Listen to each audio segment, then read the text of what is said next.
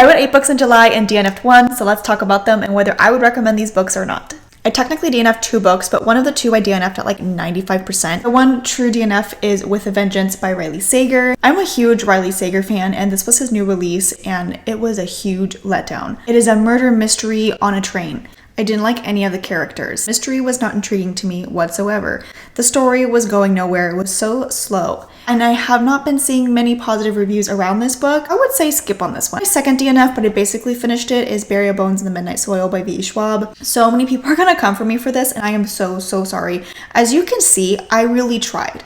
I got to 95%. I really tried. I just seem to have an issue with V.E. Schwab's pacing in her books. I had the same issue with The Invisible Life of Addie LaRue, where I enjoyed the story. The pacing just took me away from the story at so many points because it would just drag on and I wouldn't care. But then something interesting would happen again and I would be pulled back in. But it would just be this whole back and forth game that I just did not like. When I got to 95% of the book, I was just like, why am I even doing this to myself? I really didn't care what happened to the characters at that point. So that is why I put it down. And the first book that I managed to finish this month is Air by Sabaa Tahir. The Emperor and the Ashes Quartet by her is one of my favorite YA fantasy series of all time. I was honestly so confused for the first half of this book. I almost put it down. But when it did finally click and everything came together, I was absolutely hooked. I thought it was amazing and I'm so excited for the second one. And then I did manage to finish book 5 in the Zodiac Academy series, Cursed Fates, and I unfortunately gave this book 5 stars. Never in my life did I ever think I would give a Zodiac Academy book 5 stars, but I did. Here we are. This is where we're at.